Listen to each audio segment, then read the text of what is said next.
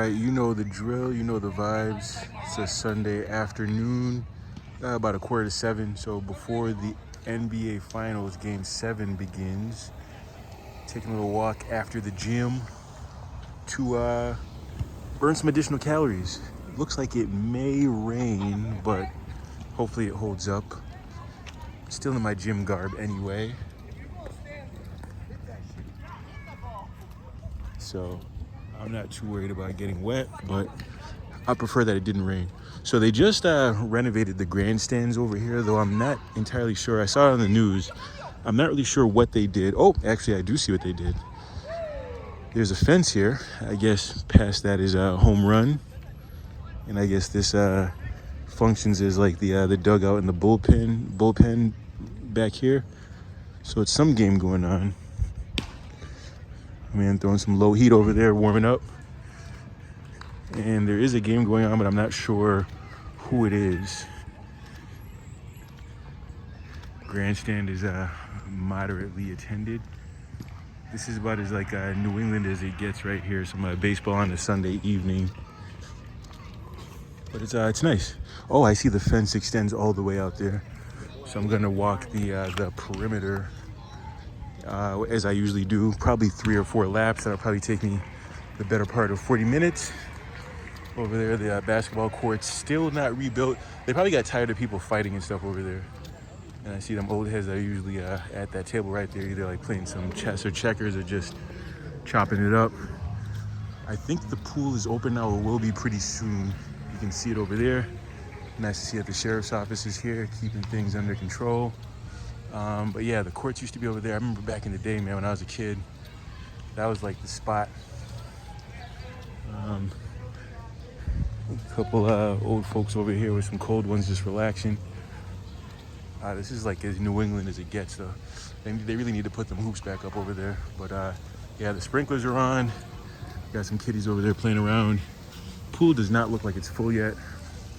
Porta potties, I am always afraid of using porta potties. Like somebody's gonna like just tip them over in a practical joke or something. I hope they're chained down somehow. But yeah, it's nice. So we are in, as usual, Forest Park. So it is basically a forest with like, there's the upper area there. A forest with the park kind of carved out in there, within it. And it's much larger than you see. There's like a whole other side. It's this Walker Memorial Grandstand. Got a zoo here. Got like a concession area for some ice cream and all that.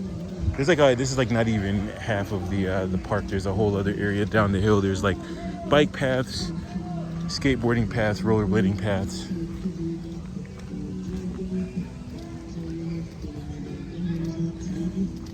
This brings back memories. I had an ex at this point a bunch of years ago, like 2015, 16, and we'd go down in like Middletown, Connecticut, rollerblading at I forget the name of the park. Is it Queen Park?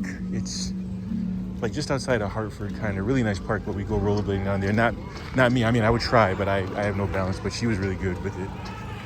And it's funny. I used to think that those days would last forever, and it is now like 10 years in the rearview mirror. And you know, she's long since now like married with twin boys. Blah blah blah. But yeah, this reminds me of that. Feels very much of the area and very much of the culture. So I see that they have a short porch, much like Yankee Stadium, 330 feet. I believe that's the same as the right porch at Yankee Stadium.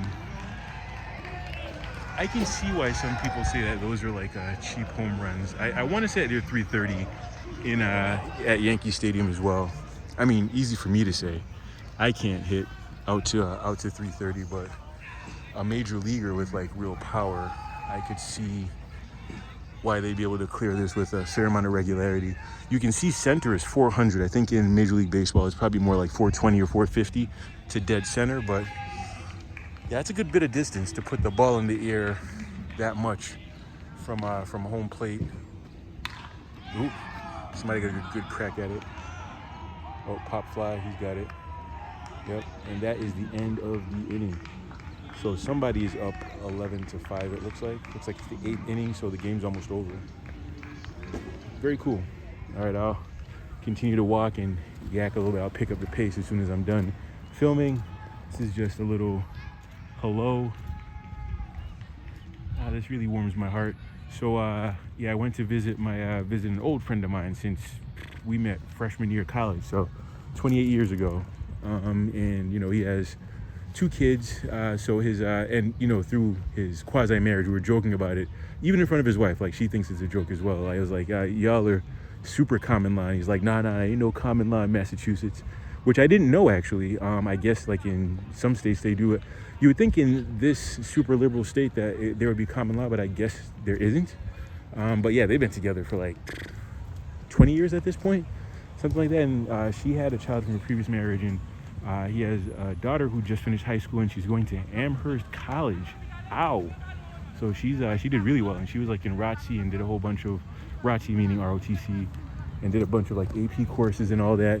And I think she got like a full scholarship to Amherst College. So those of you that don't know, that's like one of the premier liberal arts schools in the country. So it's called one of the Little Ivies, I believe. So there's like the Ivy League schools, like the 7 colleges or whatever. What is it? Columbia, Brown, Dartmouth, Yale, Harvard, Princeton, and who am I forgetting? Did I say Columbia? Wait, Harvard, Columbia, Princeton, Yale, Dartmouth. Oh, Penn. I forgot Penn. So yeah, Penn and I don't know what is and Brown. Yeah, so that's the 7. And then there's like the 7 sisters, which are kind of like the used to be comprehensive like ladies colleges or young women's colleges, separate from the Ivies. And then there's the Little Ivies. I think Williams might be one of them, and certainly Amherst is one of them. They actually used to be in our division for basketball at my school, Western New England, and I remember this is back in the day, like 2001. I think we had this is like Division 3, but not all Division 3 is created equal. Like, some of them are basically as good as like a Division 2 or like a mid-major or lower end Division 1. And I remember Amherst having a really good team, and we played them almost to a standstill and lost. Like, it almost went to overtime, and we lost at the very end. And I think it was like a round 1 NCAA game back in 2001. That was like our best team ever, basically. Though I do think we made the NCAAs the next year, but that was like, I want to say we were like 29-3 that season or something like that. So anyway, really good school. That'll look excellent on the resume. As I look back, and I'm kind of like at halftime now in life, I'm like, man, I wish I applied myself better, especially now that I'm in school. I've got some kind of a crazy story brewing there, but I will tell you once the dust settles. I'll know more this week, and then I'll kind of let you know what's happening with law school. But I went by just to drop off a card, congratulations, blah blah blah, and I kick it for a little bit, for like a half hour with the oldie. So didn't even finish my story there. He has like 2 kids between the 2 of them, and she has like an older daughter from a previous relationship, and we're all about the same age. He's like a year older than me. He graduated the year before me from Western New England. But they have a daughter who just graduated, and then a son who's, we'll call him Jay. Little Jay has got to be, I don't know, probably 12 now or so, 13. So he's like right behind her. He'll be, before you know it, finishing up. And they plan on moving. They have a nice house right next to the gym, like literally right across the street from my gym. So it's super convenient. I should see them more than I do. We text often enough. Like tonight we're gonna, talk some shit, watching Game 7 of the NBA Finals. OKC better win. But as you know, that winning that first championship is usually the toughest. But as a NBA guy, like, in the NFL they say protect the shield. I'm like, protect the logo, protect Jerry West, the NBA logo, because I don't want it to be like years from now where, Indiana probably, even though they're like an egalitarian offense and they're young and all this and look like they're built for the future, there's entirely a possibility, or if not probability, that we don't really hear from this team again, especially because this coming year is like a kind of an open year for the East, with the Celtics, not having Tatum, but we still expect them to win like 50 games even without Tatum. All their metrics say that they're at least as good without Tatum, which is not true, but it is what it is. We'll see who they replace as that scorer You know, that's like 27 points out the lineup. But we do expect there to be maybe the Knicks, maybe the Celtics surprise us and they play over their skis. Well, I guess over your skis means that you're trying to do too much, but they play over their heads this coming year. Are they fishing over there? We have a pretty large like Muslim community in this neighborhood. It's a working class neighborhood, but we got like a lot of Southeast Asians, increasingly a lot of like Somalians moving here, a lot of Muslims, Arabs moving into the area. It used to be, I guess, back in the day, probably. So I grew up in Boston, as you know, and what made us come to Springfield is we visited our cousin out here in '89, and I do remember back then. So this is the Forest Park area, and not too far from the South End, and it used to be like all like old Italians and stuff like that. And you know, of course, as the minorities move in, you know, the I guess status quo moves out, which is historically kind of funny, right? Because back in the probably up until like the 1940s, the like Greek people, Italian people were viewed very similarly to how like black folk are viewed right now. So, you know, for whatever that's worth. Oh, this guy's got a whole sound system over here. Very nice. This guy's about to blow away the whole park. So, you know, for whatever that's worth. But yeah, I remember when we visited, I remember what it looked like. I mean, fair is fair. It used to be a lot cleaner and kind of like a lot nicer. And then I remember when we finally moved back here, like in 3 years, because Dorchester just became kind of like intolerable with the gang violence and all that. We were like, well, it's kind of different from how I remember it like 3 years prior. And of course, my cousin who brought us here, she was like, no, it's still nice. It's still nice. Come on in. Little footnote. So I think she's my second cousin technically, but like she's 61 or was 61. So, you know, we call her aunt. I can say her name because, you know, she's no longer with us. My aunt Cheryl just passed like 2 days ago. So it sucks because she lived like right down the street from us. Now, thankfully, I had a cousin come down from Toronto like in March, and I hosted her. We'll call her C. And then that's when I went down the street to hang with my aunt Cheryl, who I hardly ever see unless she comes by the house every once in a great while, because she, you know, grew up with my mom and my aunt back in Jamaica, way back in the day, like in the 60s and 70s. I didn't even realize that she was like 2 years younger than my mom, because unfortunately she had kidney disease for a bunch of years, and then she finally like succumbed to it. So, you know, now no more pain for her, but we have a really nice photo that I sent to like our group chat, our family group chat in Toronto, because like her real family is like up in Toronto, but like she stayed down here. And yeah, I have a really nice family photo from March when my cousin C came down. So I was like hosting her, and we went by the house, and you know, you just never know. That's the last time I ever saw her. That was, you know, 3 months ago, and you have no idea that that's like the last time you're gonna see someone. Very reminiscent of my uncle back in 2015. He was suffering from cancer, but like it was like lung cancer. It was like very slow moving. It felt like he was just gonna be sick for a while, you know what I mean? Which is almost worse. Kind of like the way that like prostate cancer or colon cancer moves, where, you know, it's not unheard of for somebody to have it for like 5 to 10 years before they, you know, fall off, or it just you know, goes into remission and they finally kind of cure it or whatever.